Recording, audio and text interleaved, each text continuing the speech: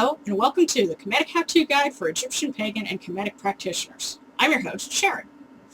Now, last episode we were talking about what are some good books to read if you're wanting to learn about ancient Egyptian religion and history and so forth.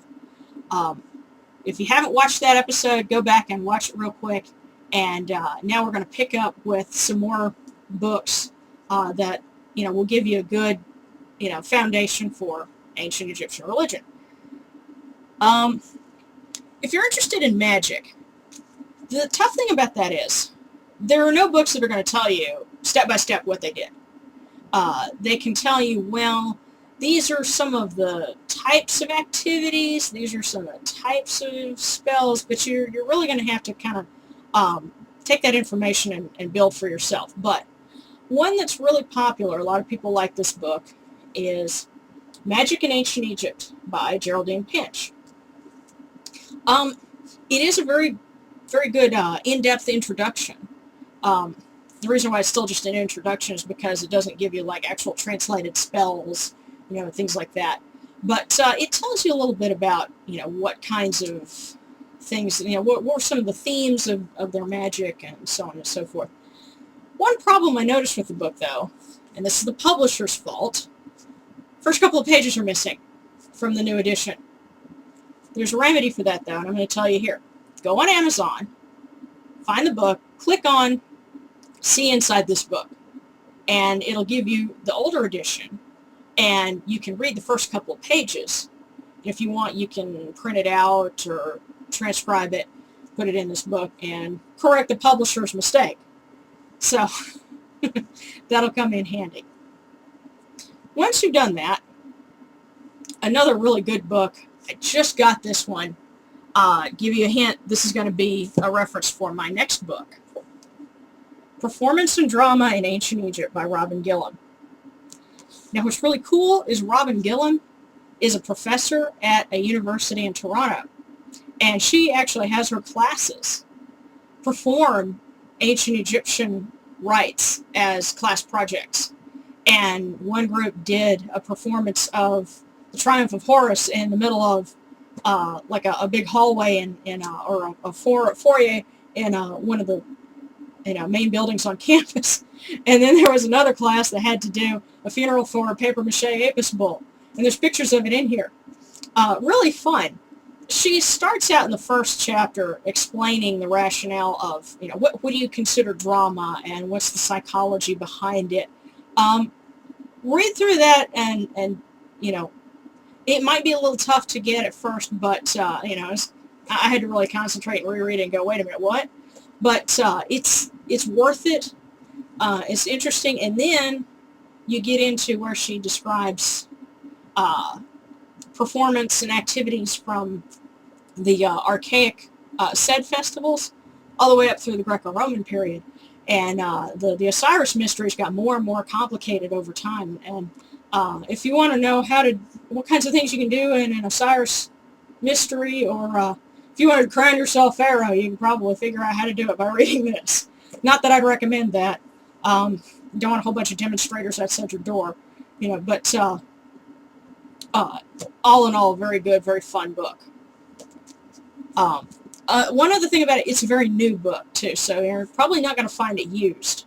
And it was about $25, so it costs about the same as my book, Following the Sun. So, after you get this one, get Performance and Drama, because you'll really enjoy it. Now the last book, not quite the last book, but this one I've talked about in other episodes, and you really should work yourself up to it. Conceptions of God in Ancient Egypt. And you can't really see it, but underneath it says the one and the many. Other scholars have called this a watershed book, and for good reason. Because first chapter, he analyzes the history of, from the early days of Egyptology. How did they interpret Egyptian religion? How did they interpret the word nature? And he goes into an explanation of the meaning of that, and that's really good to learn because he talks about, some different conclusions and which ones, don't have as good academic footing as others. And then he goes on to explain the nature of Egyptian deities, how did they view them, what were their qualities. And the last part of the book is also very interesting because he explains Egyptian reasoning and their modality of thinking and how it was different from what we have in the West today. In the West today, something is either or.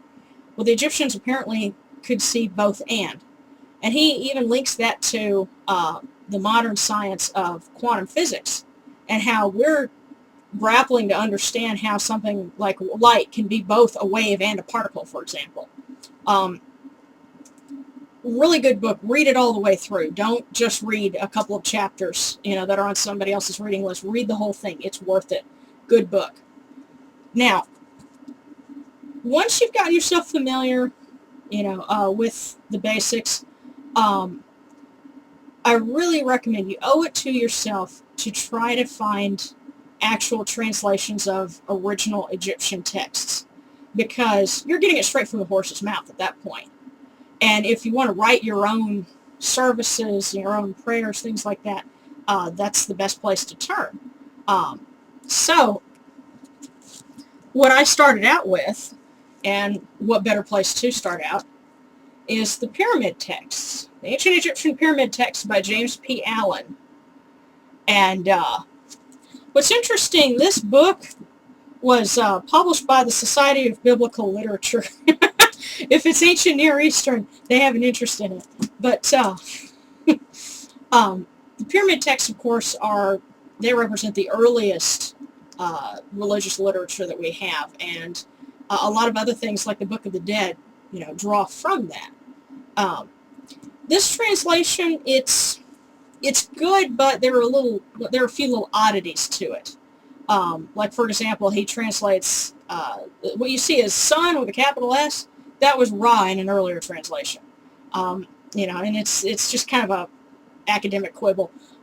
If you go on my website, I actually have a selection from his translation of the pyramid texts, and I explain a little bit more about that. So, he also explains a little bit about, the basic concepts of the Ba, the Ka, what is an Ak, those kinds of things. Very helpful introduction. From there, of course, the Book of the Dead, I mentioned it a minute ago. Funny thing about this one, I picked it up as part of a kit from Barnes & Noble for about 15 bucks. And the other thing in the kit was a scarab about yay big. Really pretty. I put it on my altar.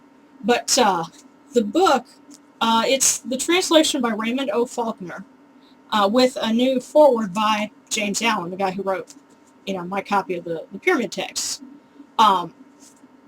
It's really handy. A lot of things like, in other episodes I've read from it.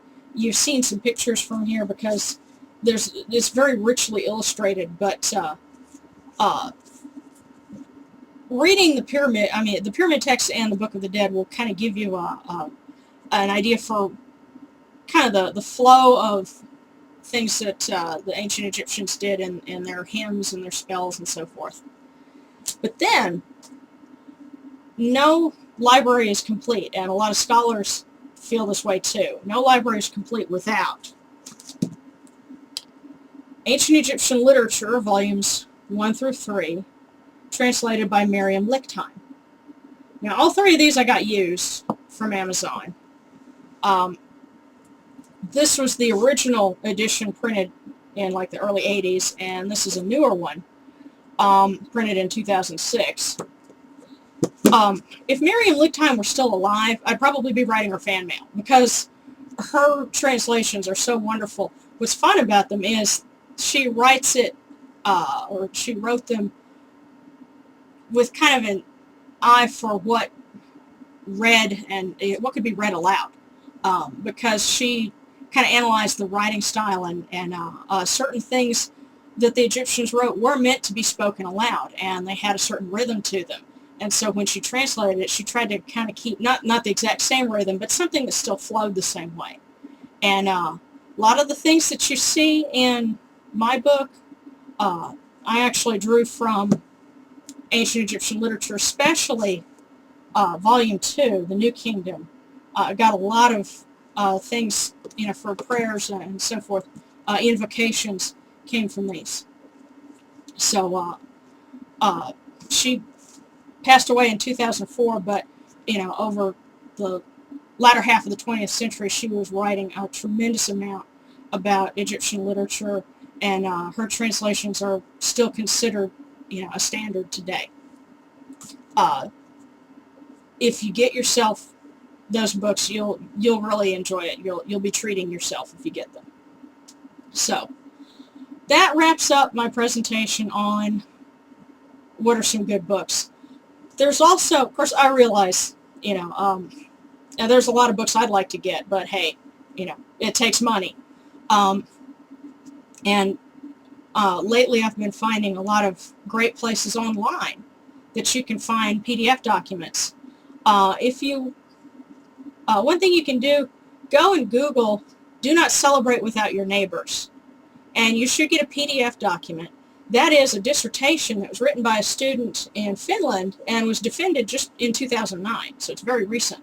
I'm going to be using that as a reference in my next book. It tells you a little bit about festivals that were celebrated in Dar el-Medina. The object of the study was to see what days did the workers get off, and from the records, how could we tell if everybody was off because it was a festival or what was a private holiday or a sick day. But the explanation for, holidays that they celebrated in the Theban area is really, really helpful. Another thing, if you want to learn about magic, Google The Mechanics of Egyptian Magical Practice. It's by R. Rittner.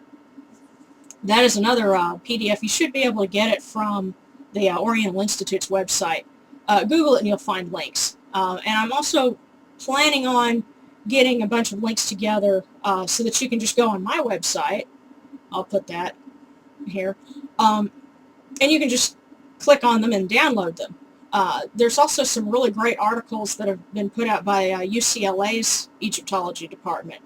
And the great thing is all those are free. So there's a lot of things to be learned, and the more well-rounded you are, the better you can draw your own conclusions and add to your own understanding, and that will help you with your Egyptian, pagan, or Kemetic practice, hopefully. So for the Kemetic How-To Guide, this is Sharon wishing you Synopsis.